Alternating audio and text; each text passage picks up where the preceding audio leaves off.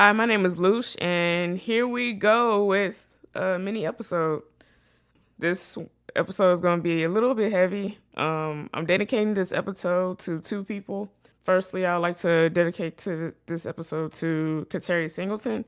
He was a guy that I went to St. Edward's with, and unfortunately, he lost his life during a vacation in Puerto Rico. And just want to give my heart to the family and give my support to them.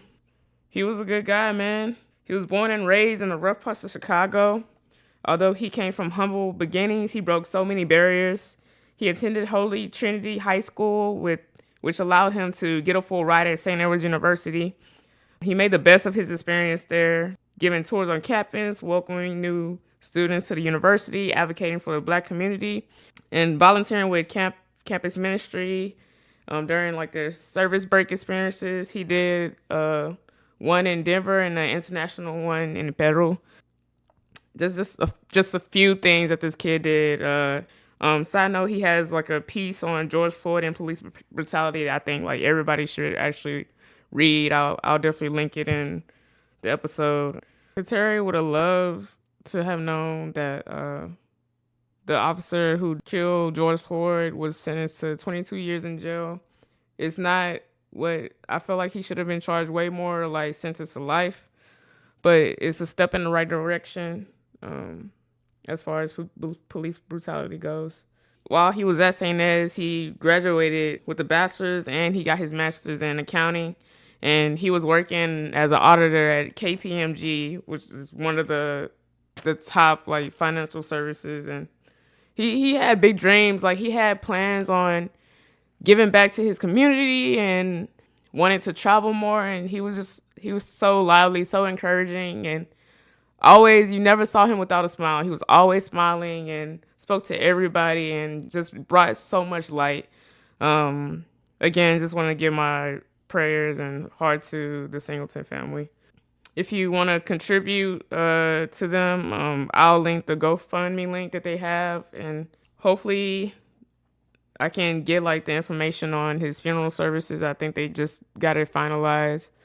Unfortunately, it won't be streaming live, but whoever can fly to Chicago or whoever lives in Chicago, y'all should definitely visit the family and help celebrate his life. I'm also dedicating this episode to my grandmother. I had lost her in last November, the day before Thanksgiving.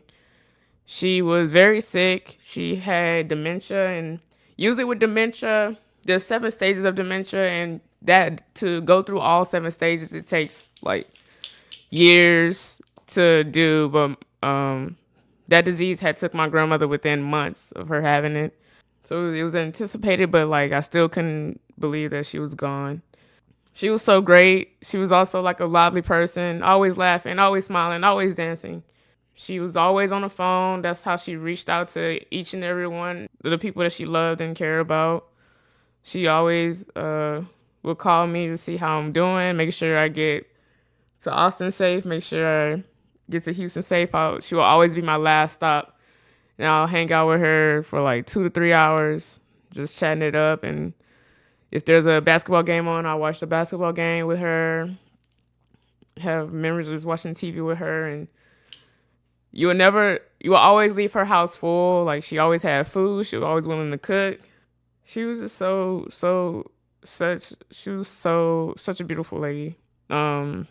She's been coming into my dreams lately, and recently, right, a couple days before Father's Day, she came into my dream and she had called me on the phone. She was like, "Hey, Lee." I was like, "Hey," questioning it.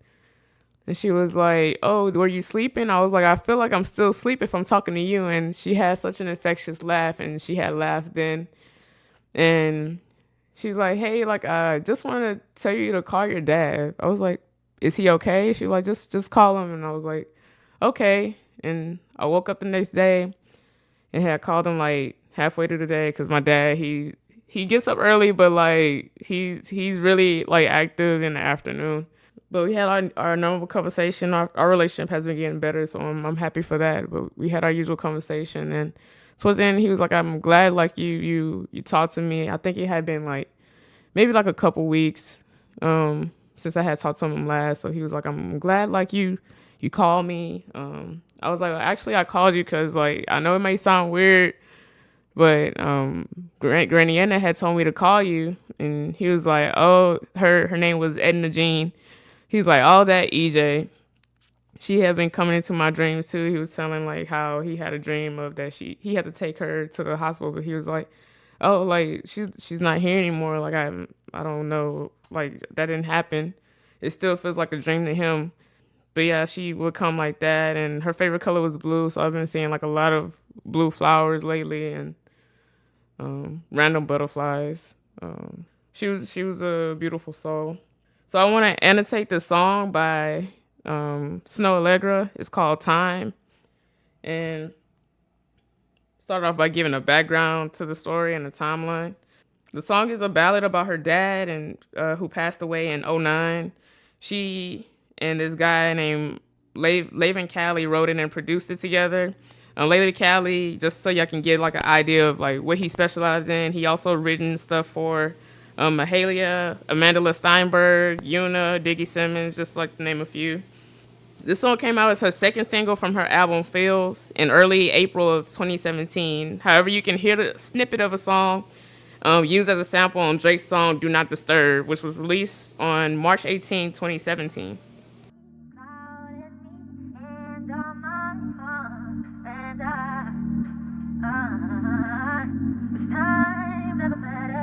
Yeah.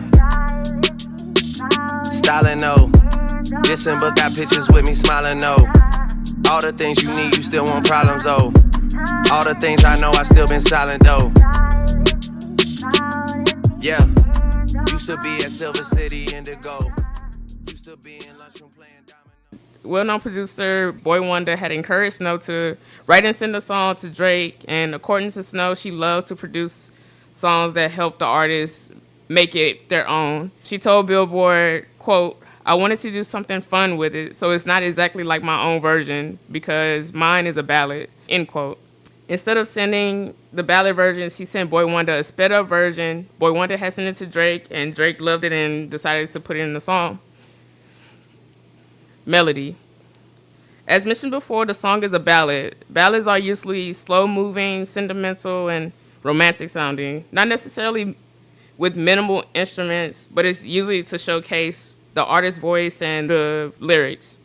Overall, ballads are very strong type sounding songs. In this song, there's only a piano and Snow Allegra's voice. The song contains a combination of B flat and G flat 7 minor chords, creating like a sad and soulful yet hopeful sounding song. Sad because she had lost someone she cared for, which is her dad, and hopeful because she know that she will get through the pain and would cherish her moments with her dad forever. During the bridge of the song, more G flat, A, and D flat major chords are played, creating like a deeper sound. To me, it really sounds like the piano and her voice are dancing together. Every time the piano is light and flowy, Snow's voice is strong and powerful, and vice versa. They provide a foundation for each other throughout the song. They complement each other very well. There's also like a reverb effect placed on Snow's voice, making it sounding equally and otherworldly, as if she's like speaking directly to the universe, hoping her dad can somehow hear her. Lyrics. The lyrics themselves are very straightforward but heartfelt, relatable, and they're written so beautifully. First verse.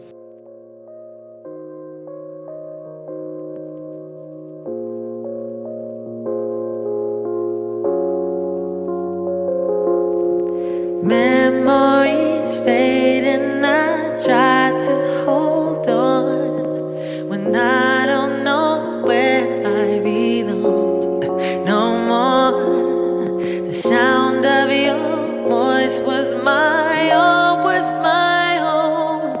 but these walls, they can't hear you no more, no more. Memories fading, I try to hold on when I don't know where I belong no more. The sound of your voice was my all, was my home, but these walls, they can't hear you no more. The presence of someone's voice provides a comfort that's hard to explain. It's crazy how fast like tragic things happen. One minute, someone is here, and then the next minute they're gone. And all that's left is stories from family and friends and photos documented from your phone or for somebody else's phone. Pre-chorus. No more searching high and low for peace of mind. I feel I lost a piece of mind, and I wish time never mattered. Searching high and low for peace of mind. I feel I lost a piece of mind, and I wish that time never mattered. This part is my favorite part of the song. It really like sums up like what the song meaning. I know when the one Sunday I received a call from my friend Jessica, who I have so many friends named Jessica, so I call her Jayville. She had called me. She was like, "Hey, like, are you busy? Are you okay? Like, is this a good time?" I was like, "Yeah, like, is everything fine?" She was like, "Did you know Kurterry?" I was like, I don't know him well enough, but like, every time I see him, like, he says what's up, or when I I always see him dancing, or he's always smiling and stuff and waving. He was like, she was like, "Dude, like, he passed away." I was like, "Are you serious?" Like, I couldn't believe it. Cause he was so young. He was 25 years old, so young, had so much life, had so many goals. He's gonna be great. So that was hard for me, and thinking of him reminding my grandmother, and with that, like I said before, we anticipated it, but we thought we had like a little bit more time with her, but she just slowly started declining, and I had already grieved for her, maybe like a couple days before she actually died. I was like listening to her favorite artist, Johnny Taylor, and her favorite song by him was like "These Last $2." I still have a video of her singing. I'm gonna add a clip of that too to this episode, singing "These Last $2." She was. I'm telling you, she was great.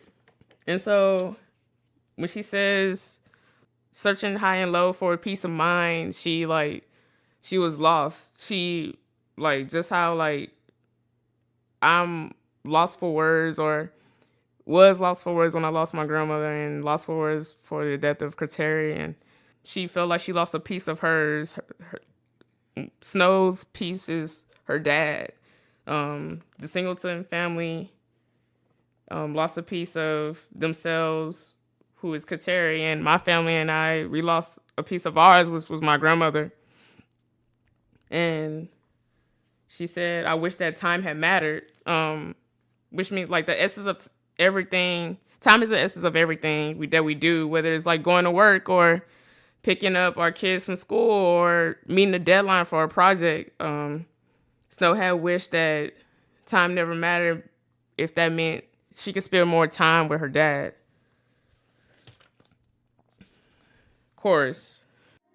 Silence keeps clouding me, hand on my heart, and I wish time never mattered. 'Cause silence keeps clouding me, hand on my heart, and I wish time never mattered. Cause silence keeps clouding me, hand on my heart, and I wish time never mattered. Cause silence keeps clouding me, hand on my heart, and I wish time never mattered. When there's death in the family, like I always like I said before, get in a state of disbelief, and it feels like a dream. Like it is so hard to believe is happening. I feel like that's the feeling that Snow was feeling there. Her heart aches, and that break in between, and like you physically hear her struggle, knowing that her father is no longer around. Just like I struggle with a lot of people in my family. Like I've lost like my great grandmother. I lost my grandfather, who's my dad's dad. I lost my cousin. He was like only 31. He was so young, and it's so hard to know like they're all not here anymore. Um, I'm trying not to be emotional about this, but it's hard. Death is so hard. Verse 2.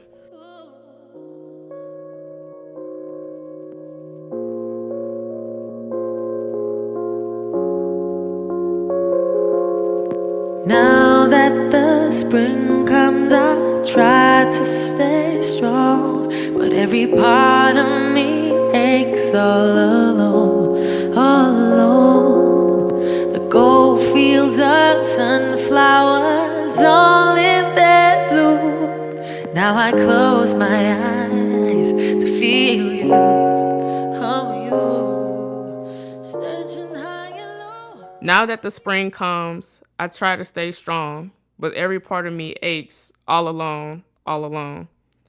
The gold fields of sunflowers all in their bloom. Now I close my eyes to feel you, oh you. So there's a lot of things happening in this verse.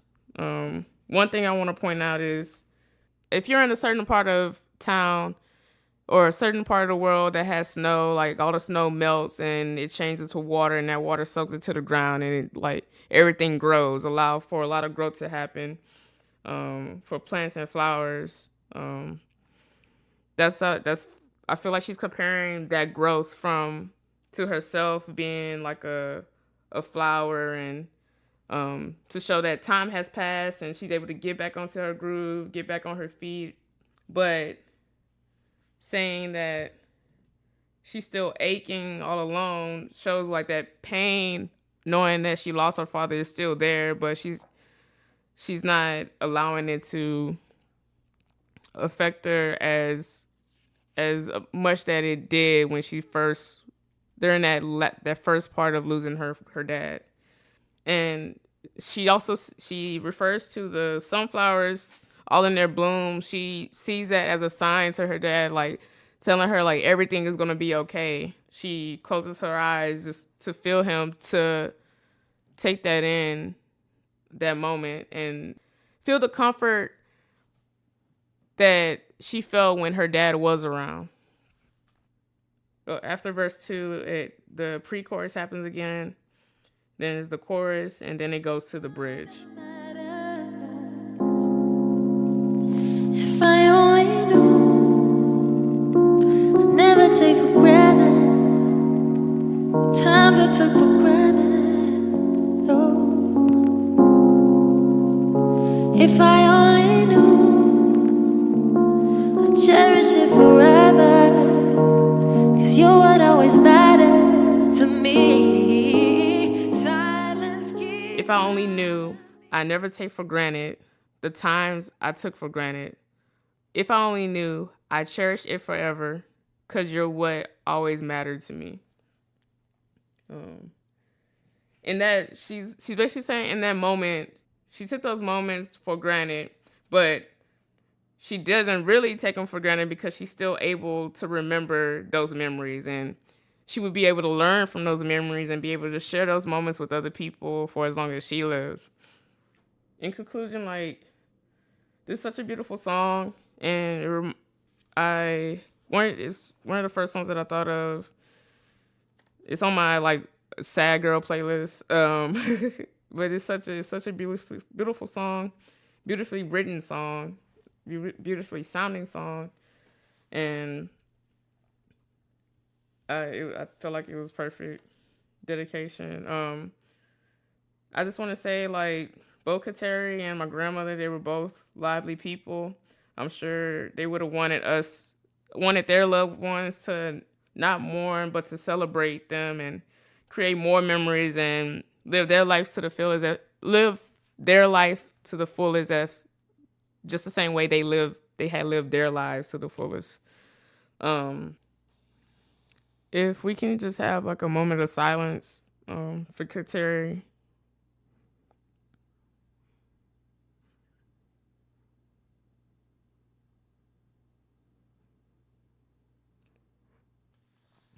Again, if you like to contribute to Kurterry's family, I'll put up the GoFundMe link. I just want to say, like, life is too short. Love the ones you care about. Show them that you love them as often as you can. Never miss that opportunity. If you're thinking about that person, call them. If you want to if you have time to hang out with them. Be kind to people. Don't shut anyone out. Open up your heart and just, like I said, live life to the fullest. Y'all have a good one, man.